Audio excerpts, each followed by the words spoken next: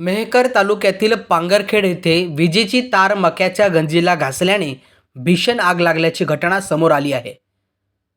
4.5 acre क्षेत्रातील मका जळून खाक झालाय। हातातोंडाशी आलेला घास हिरावला गेल्याने शेतकरी महिला मोठ्या संकटात सापडली आहे। महिला शेतकरी शालाबाई कडूजी वाकुडे यांनी आपल्या 5 एकर शेतात मोठ्या कष्टाने हिवाळी मक्याची लागवड केली होती।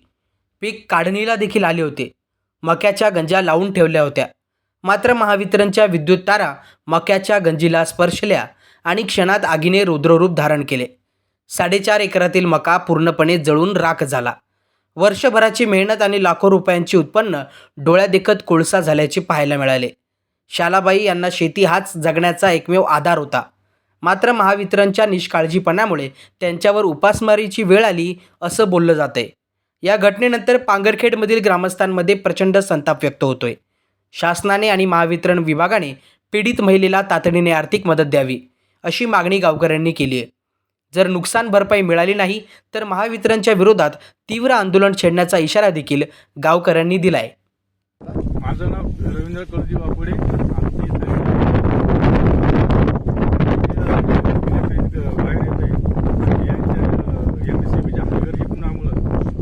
शॉर्ट सर्किट होऊन 4.5 एकर मका पूर्ण जळून राख झालेली आहे। याचा पाईप पण हे जर मला याचा मोबदला भेटला नाही तर मी MSCBच्या ऑफिस समोर उपोषण करेल।